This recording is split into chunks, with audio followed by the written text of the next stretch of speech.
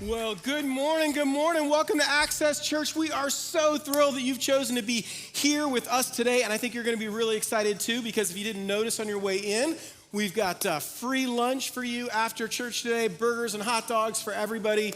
We've got bounce houses, we've got a water slide, we've got face painting, and this is just a fun Sunday for us to give you the opportunity to stick around and meet some new people after church. This is a great opportunity, make some new friends. Maybe you're new here today, maybe you came with some friends, and they can kind of show you around and introduce you to some of the people that they have enjoyed getting to know here at Access Church, because honestly, these are some of the best people you're ever going to meet right here in this room, and we're so thrilled that you would choose to be here and be a part of this weekend with us. Now, we're also super excited because we are continuing a series we started last week with Andy Stanley. It's called Leading Through. And if you are a leader in any capacity, if you lead at home, if you lead at work, if you lead in your neighborhood, whatever the role might be, even if it's just kind of a temporary thing for you, you will find this message so practical, because the reality is, as one of the things that Andy said in last week's message, if it weren't for uncertain times, if it weren't for uncertainty, we wouldn't need leaders, right? This is when we need leaders to step up, and each one of us has the opportunity to take some of these principles that are in the Bible and apply them to our everyday lives. We really want to make everything that we do here practical and relatable to your everyday life. So it's going to be a great service today. Nikki's here, Samuel's here, the rest of the band is going to help us sing together in just a few minutes. And these next couple of songs that we sing are all about directing our attention to God and what He has done for us, which is incredible if you just take a few moments to pause this morning.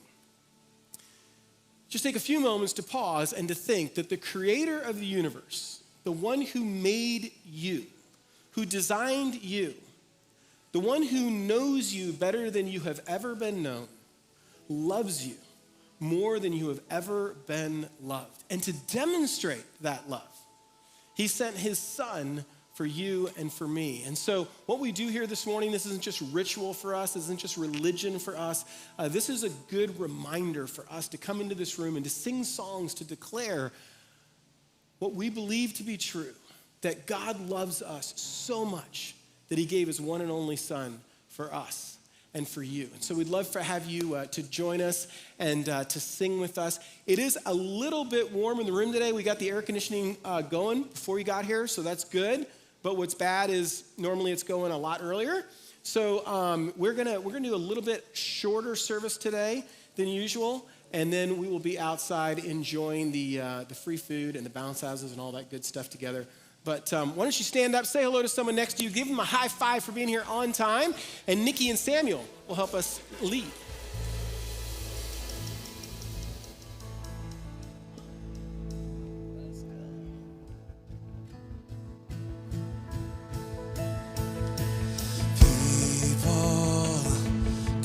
Together, strangers and neighbors, our blood is one. Children of generations, of every nation, of kingdom come. Let's sing this together. Don't let your heart be troubled. Hold your head up high, don't fear no evil. Fix your eyes on this one truth. God is madly in love with you. So take courage, hold on, be strong. Remember where our help comes from.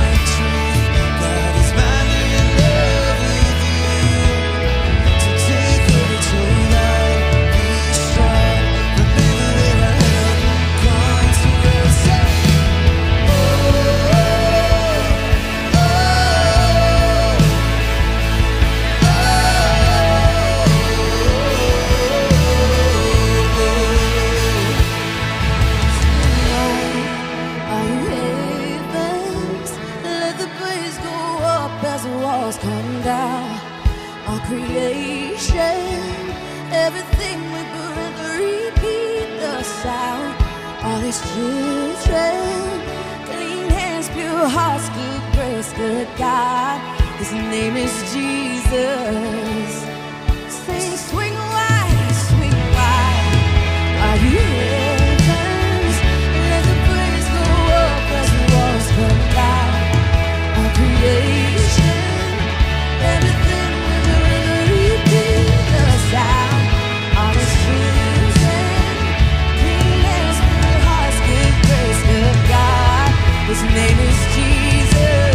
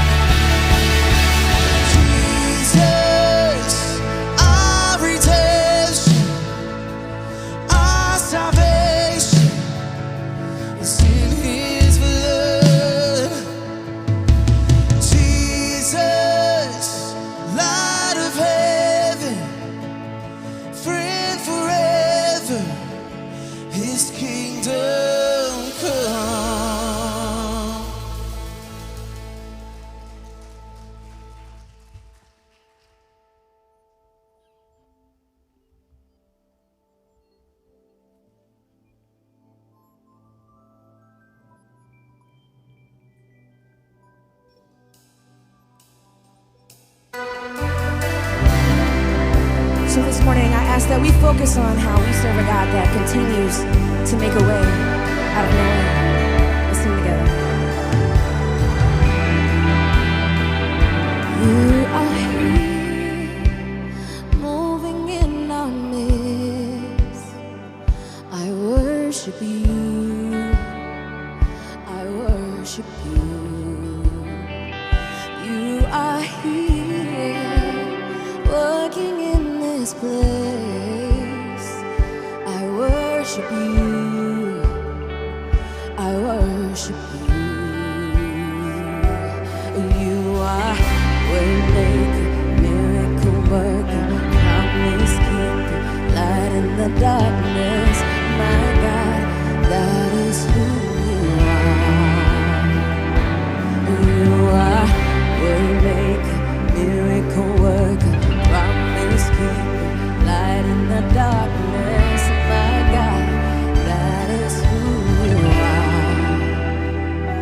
You are here, touching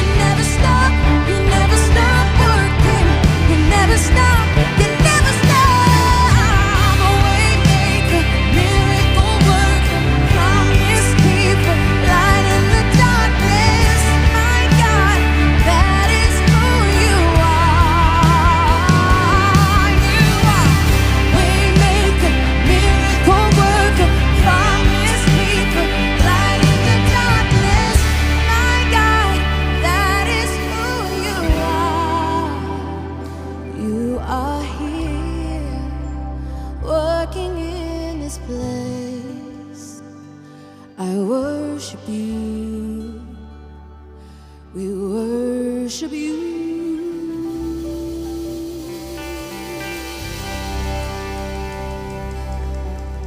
God, thank you. Thank you once again for just the little things like waking us up this morning, for us to just see another day and experience this life.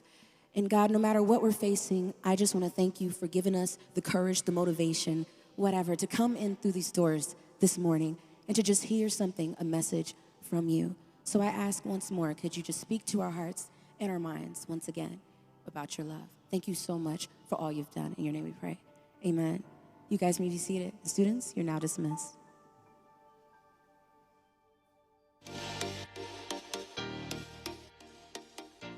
We're actually in part 2 of a 4-part series entitled Leading Through 3 Essentials for Navigating Uncertainty. As we talked about last time, the past several months have been challenging for all of us.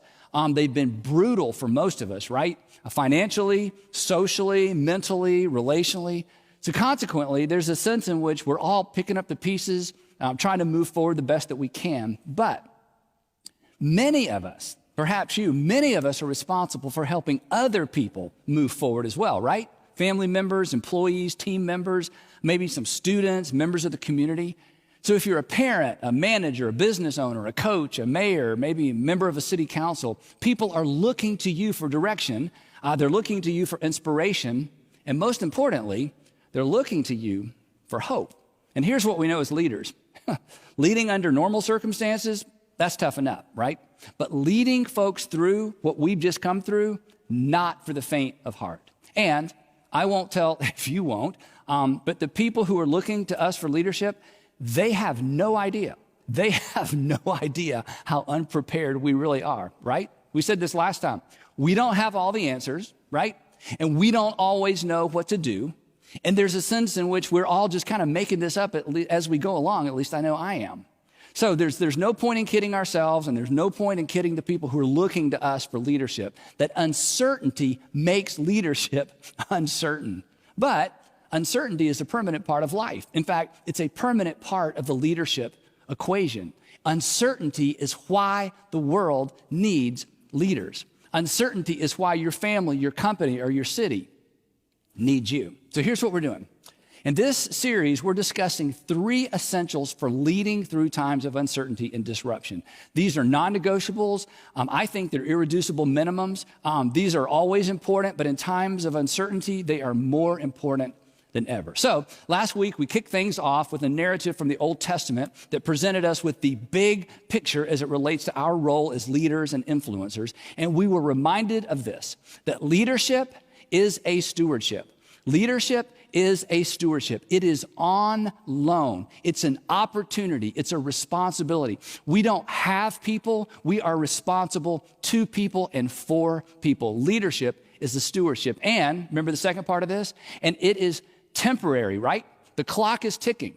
Time will eventually run out on our influence and our authority. Eventually, we either give it away or it'll be taken away. It's temporary because, well, we're temporary. And knowing that there's an expiration date should inform our posture and our tone and our humility as leaders. Leadership is a stewardship. It's temporary. And then here's the third part of our equation. We are accountable. Every leader is accountable to somebody. Every leader is accountable to somebody for how they steward or manage their influence. So if you're a theist, or more specifically a Jesus follower, here's what we know. There's actually a divine component to this as well. So with that as the broad context, I want us to dive into the first of our 3 non-negotiables for leading in times of uncertainty. So here we go. Every leader exercises authority on 2 levels. One level is immediately apparent. One level becomes apparent. One level determines the leader's influence within a defined context, and the other level determines their influence beyond that context. Now, immediately apparent is what we're going to call our positional authority. Positional authority is like father, mother, a manager, owner, boss, executive, police officer, teacher, coach. We pay attention to those people because they have a position or a role in our lives. The second level of authority has nothing to do with a position. It has everything to do with influence. In fact, the people who have the most influence on our lives, often they have little to no actual official authority over us, right? It's just something about them that gives them influence in our lives. They have an authority that extends beyond a title or even a time frame. They have what we're going to call moral authority. Moral authority. They have moral authority because there's alignment. You've seen there's alignment between what they say and what they do. There's alignment between what they expect of us and what they expect of themselves. Moral authority is the credibility they've earned by walking their talk. It's the alignment between who they claim to be and who we discover that they really are. And moral authority, this is why this is so important. Moral authority equates to influence. When there's a difference, you know this, when there's a difference between what somebody says they're going to do and what they do, what they expect of us and what they expect of themselves, what happens? What do we lose? We lose respect. And consequently, when we lose respect, they lose influence. We are far more easily influenced. We are far more easily influenced by people we respect. And moral authority creates respect. It makes a person more respectable. It makes you more respectable. And when someone lacks moral authority, let's face it, it's hard to hear what they're saying. Not because of what they're saying, but because of who's saying it. For example, and this may be a bit painful, if you grew up with a parent who struggled with substance abuse, or maybe you grew up with a parent who had a gambling habit that undermined the stability of your home, you understand this, right? It was hard to take their advice. It was hard to take their discipline seriously, not because of what they said, but because of the decisions they'd made. So the bottom line is simply this. Positional authority provides a person with influence within a specific context for a limited time, supervisor, coach, boss, parent, officer, right? But moral authority provides a person with influence in a variety of contexts for an indefinite period of time. Moral authority, or the influence that we get from walking our talk, is always important, right? But it is more important than ever during times of uncertainty and disruption. Now, the Jewish scriptures, what we call the Old Testament, provides us with a ringside seat to the story of a leader, whose moral authority gave him extraordinary influence during a time of national instability and uncertainty. Nehemiah, who you're familiar with, Nehemiah was a Jewish exile who was living in Persia in the 5th century BC.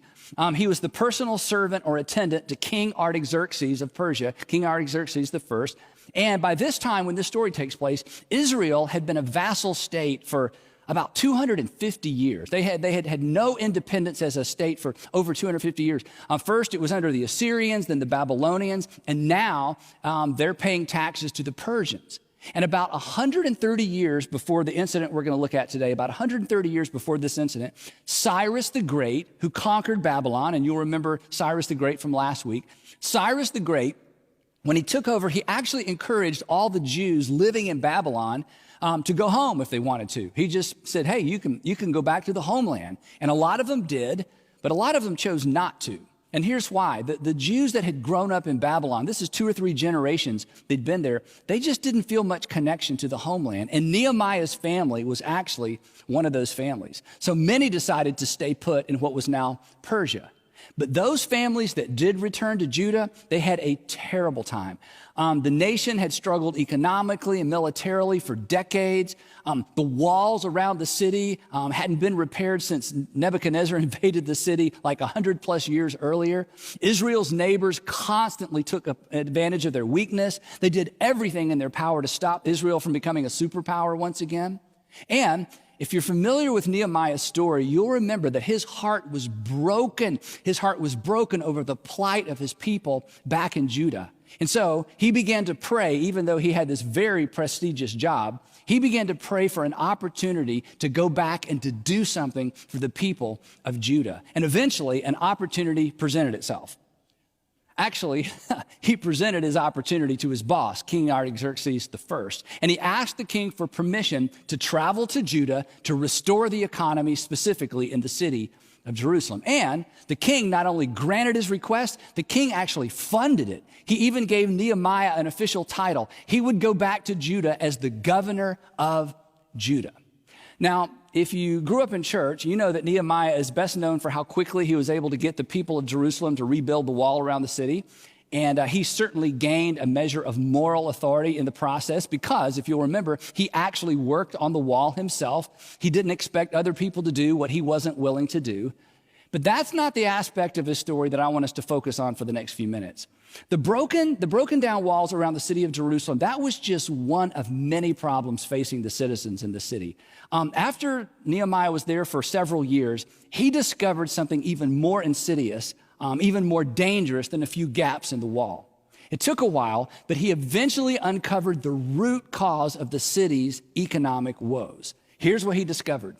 Before he got there, wealthy landowners and merchants from the regions surrounding Judah had loaned money to the Jews at exorbitant interest rates, exorbitant. This decimated the economy. So when Nehemiah shows up, he actually used his own money to purchase and cancel and pay off almost all of those loans. So suddenly the people of the city, they've got money to spend, and it kind of jump-started the economy. These impoverished citizens had cash on hand, right? But as time went by, Nehemiah began to hear disturbing rumors, disgusting rumors. And after some investigating, here's what he discovered. Wealthy Jews, many of them living in the city, began doing the very same thing that the outsiders had done. They began to do this to their own people. They were making high interest loans to the poor, and then they were requiring the poor to put up wives and children and farms as collateral for the loans. And then they would foreclose on the farms, and then they controlled the grain prices. And when all of this came to Nehemiah's attention, he was furious. In fact, the Old Testament book of Nehemiah, which is kind of his diary, describes exactly how he responded when he found out what had been going on. Here's what he wrote. He said, when I heard their outcry, the outcry of the poor, and I heard these charges, I was very angry. And I pondered them in my mind. He didn't respond or react immediately. I pondered them in my mind, and then I accused the nobles and officials, the most wealthy people in the city. And I told them, you are charging your own people interest? So I called together a large meeting to deal with them. And here's what I said. He said, as far as possible, we, talking about he and the folks that had come with him from Persia, we have bought back our fellow Jews who were sold to the Gentiles. He said, when I got here, the people of this city were in so much debt to outsiders, I used my own money to get them out of debt. I used my own money to do this. And now I find out that you are selling your own people. You're selling your own people only for them to be sold back to us. He'd already spent a fortune buying Jewish citizens out of slavery to foreigners, and now he's having to do the same thing all over again. But this time, he's having to pay off these loans that had been made by Jewish citizens, people right there in the community. He goes on and he says this, and this won't come as a surprise. They kept quiet. I bet they did. They kept quiet because they could find nothing to say. So I continued. He went on. He said, so I continued. What you are doing is not right.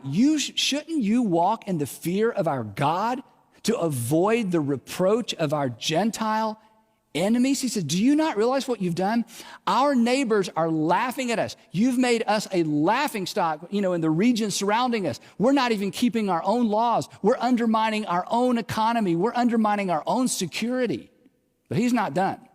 He said, I and my brothers, the people that came with him, and my men are also lending money and grain, but let us stop charging interest. Now, according to Torah, Jews were actually encouraged to loan money to other Jews, especially to the poor, but they couldn't charge interest. And they were not allowed to take important property as collateral, like land or work animals. But these wealthy Jews were guilty of doing all of that. So Nehemiah points his finger and he says, look, give back to them immediately their fields and their vineyards, their olive groves and houses, and also the interest that you are charging them. They were basically just taking everything they could from these citizens. And how did they respond? Well, here's what they said. We will give it back, and we will not demand anything more from them. We will do as you say. Now, Nehemiah is no fool, and he does not trust them. So here's what happened next. He says, then I summoned the priests, and I made the nobles and officials take an oath. Basically, he made them swear on the Bible. That's kind of the modern day parallel to this. I made them take an oath to do what they had promised. And he said, I shook out the folds of my robe, and I said, in this way, may God shake out of their house and possessions anyone who does not keep this promise. And the people did as they had promised. Just like that. They returned everything they'd taken, everything they'd stolen, canceled all of those loans. Now, if their response seems a little bit unrealistic, a little bit idealistic, like, yeah, that's what I would expect from a Bible story, you would be correct. But when you know the backstory, what was going on for all the years leading up to this encounter, their response makes a lot more sense. The reason Nehemiah's words carried so much weight was the way he had conducted himself for the 12 years he'd been back in the city of Jerusalem.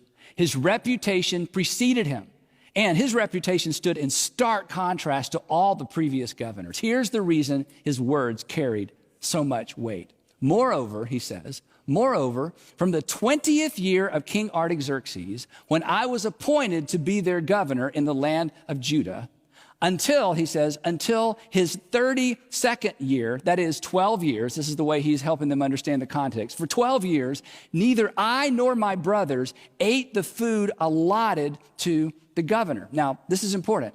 As the governor of Judah and as the governor of the city, basically, Nehemiah actually had a legal right to collect taxes for personal income. Plus, he was guaranteed a free allotment of food from the farmers in the region.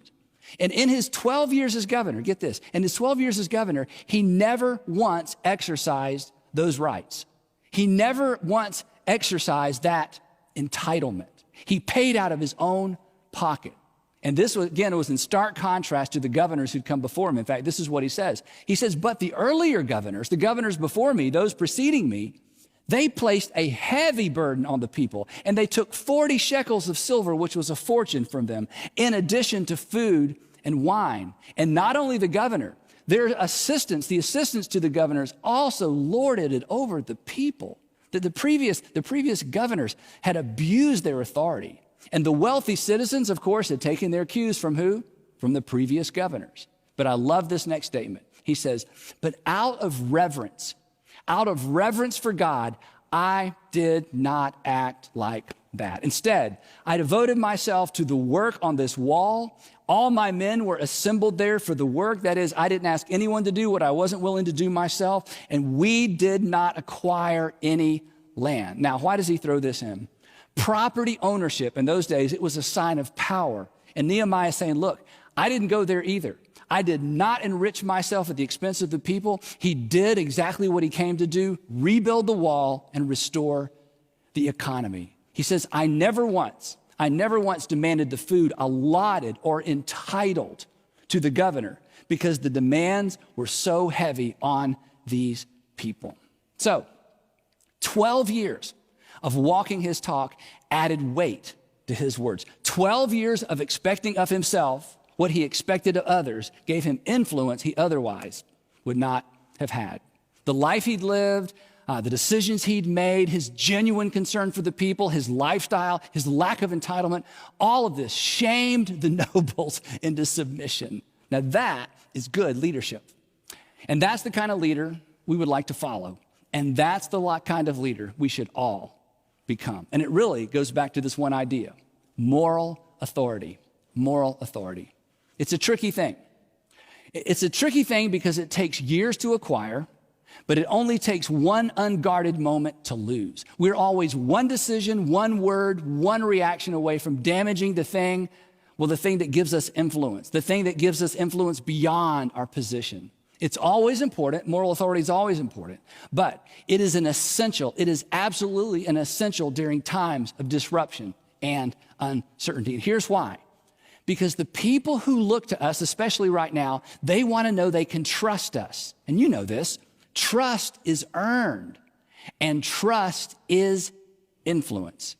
Now, to bring this into sharp and perhaps uncomfortable focus, I want you to think about this. You don't respect your parents because of what they required you to do. Your respect or your lack of respect is determined by what they required of themselves, right? The life they lived. And the same is true for you. And the same is true for me. Our lives always speak louder than our words, and our lives add weight to our words. So, with all that in mind, I want to give you 3 gauges to keep your eye on. 3 gauges to keep your eye on that will help you protect your influence, that will help you protect and guard your moral authority. 3 areas that may indicate you're on the verge of losing what is virtually impossible to regain once it's lost. Number 1, pay close attention to your internal and external response to authority. How do you respond to authority? How do you respond internally and externally? A lot of people have lost their moral authority, have lost their entire reputation by how they responded or responded inappropriately to authority. And here's why I say that. If you consider yourself too important to be under, then you are probably too immature to be over. So pay attention to how you respond to authority. The second thing to keep your eye on is this, your sense of entitlement. Listen to the excuses you make to justify behavior that you would not approve of in other people. Imagine someone you respect doing or saying what you're contemplating doing or saying. That has stopped me in my tracks more times than I can remember, and honestly, more times than I even want to admit. Along these same lines, many years ago, probably 30 plus years ago, author and financial advisor Ron Blue, some of you are familiar with Ron Blue, he gave me some extraordinary advice. Here's what he said. He said, Andy, never do anything you wouldn't want people to find out about or that you wouldn't want to have to stand up and explain to your congregation. Never do anything you wouldn't want people to find out about or that you wouldn't want to have to stand up and explain to your congregation. I'm telling you, that one piece of advice has caused Sandra and me to walk away from numerous opportunities and investments, none of which were illegal. But here's the thing. I don't want to do anything. We don't want to do anything that undermines our influence with our children, our influence with you, our influence to our broader audience, all of which is a stewardship. And here's the thing about entitlement. You know this. Entitlement is a slippery slope. Maybe, think about it, maybe you do deserve it, whatever it is. Nehemiah deserved it, but here's the thing. If taking what you deserve, don't miss this, if taking what you deserve undermines your influence, your moral authority, think twice. Because odds are, whatever it is that you deserve, whatever it is that you think you deserve, the day may come when you would be willing to return it for the influence and the respect you surrendered in order to get it. Last thing to pay attention to. Pay attention to those imaginary conversations. Your imaginary conversations that are an expression of frustration and anger. Your anger and frustration with people. It only needs to leak one time for you to lose your credibility forever, right? Because come on, I'm sorry doesn't erase anybody's memory. And when you do mess up, fess up, quick, own it. That's the only way to rebuild moral authority. Come on, we trust people who make mistakes. We do not trust people who make excuses. We don't trust them because we know they have their own best interest in mind. Moral authority. It's an essential during times of disruption and uncertainty. Now, to be clear, this is important. Moral authority is not an essential for leadership. You can lead without it. You can parent without it. You can manage without it. But you cannot be a leader worth following without it. You will not maintain your influence without it. Never forget this. People are usually defined, we talked about this last week. People are usually defined by their final chapter, not necessarily their finest chapter. And here's why. Because people are generally celebrated and remembered for their moral authority, not their positional authority. And the same will be true for you. Now, to help you remember this, here's a prayer that I've prayed for, again, 25 or 30 years. I bet I prayed this prayer at least once a day, sometimes multiple times a day. I just made this up. These are my words, but maybe this is something you want to carry into the week. Here's what I pray all the time. Heavenly Father, give me the wisdom to know what's right and the courage to do what's right, even when it costs me. Heavenly Father, give me the wisdom to know what's right and the courage to do what's right, even when it costs me. Your accomplishments may make your name known, but your character, your moral authority will determine what people associate with your name. So guard it at all cost. And we will pick it up right there next time in part 3 of Leading Through. Now, as always, I've got a few questions for you. Would love for you to discuss these with your family, except maybe the first one. And if not with your family, with your small group. Question number 1 is simply this. Did your parents maintain their moral authority while you were living at home? And how has that affected you as an adult? Question 2, who does this statement bring to mind? This statement, people are usually defined by their final chapter, not their finest chapter. When I said that in the message, did someone come to mind? And number 3, which of the 3 gauges do you need to give the most attention to? Which ones do you need to pay the most attention to? Your response to authority, your response to entitlement, or those imaginary conversations that have the tendency or have the potential to cause you to say something or do something you might regret later? Here's the thing. God has given you a sphere of influence, but it's not for your benefit, right? It is for the benefit of others. Someone needs your voice. Someone needs to see your example. So steward it well. Protect your moral authority at all costs, because after all, your influence is an opportunity, and your influence is an opportunity to make your world a better place.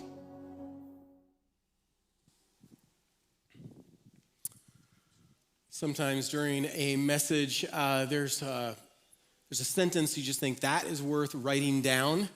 Need to take notes on that or tweeting that out. I think during that message, there were about 75 of those sentences. So that's one of those sermons that you might want to just go back and watch, say, every 6 months and remind yourself of the stewardship that God has given you. Or maybe it's a message you want to share with a friend, and you can always do that. Just send them a link to our website. You can use the app. You can always go back and rewatch our messages and share those with friends. It's a great tool to share with someone else what God is teaching you at the same time. Again, we're so glad that you chose to be here with us today.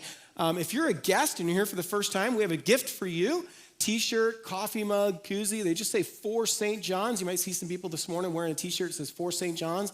We say that around here because we believe that God is for St. John's, because we believe that God is for you. He is not against you. He's not angry with you. He is for you, and we are for you as well. So I'll be at the table in the hallway that says for St. John's, and I would love to give you some free stuff. And then we have free food. We've got free hamburgers and hot dogs after the service, and bounce houses, water slide, face painting, all that good stuff. Love to have you guys stick around and enjoy it. Next Sunday, Andy will be back, and he will wrap up with part 3 of this series. And then before you know it, it'll be time for school to start. We'll launch into a new series. So anyway, so glad to have you guys here today. Thank you so much for being here. Have a great week, and we'll see you outside.